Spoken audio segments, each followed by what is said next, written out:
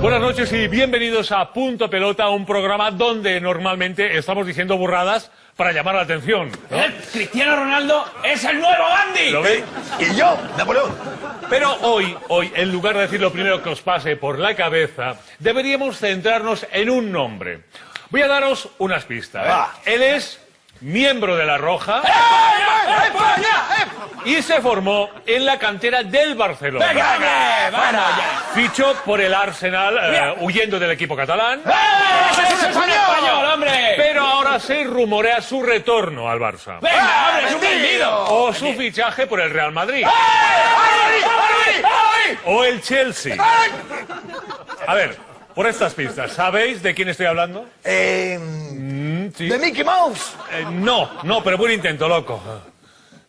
De Sex Fábregas. Exacto, de Sex. Pues yo prefiero llamarle Frank. Es mucho más fácil. A ver, vamos a ver, aquí no estamos hablando del nombre.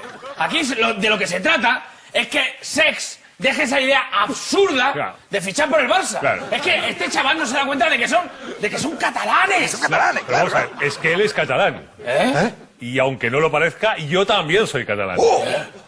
Josep está siendo demasiado duro contigo mismo. No. Sex está confuso, es normal, es un tío joven. Claro, joven. Él piensa que es catalán, que tiene que fichar el Barça, pero Sex, yo te prometo que en ningún sitio vas a ser más feliz que en el Real Madrid. Un momento.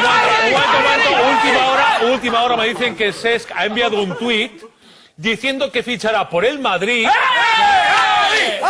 el día que Roncero consiga decir bien su nombre. Pues sí.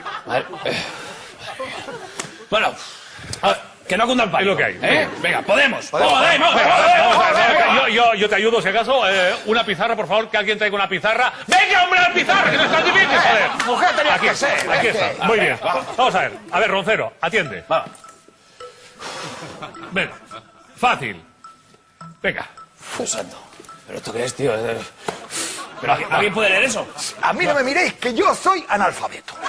El lobo seguro que lo sabe. El lobo. Venga, va, vamos. ¡Habla! ¡Habla! ¡Joder!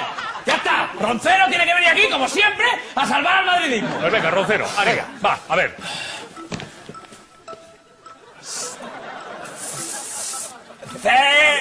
Bien, va. Espera, vamos a probarlo letra por letra, ¿de acuerdo? A ver.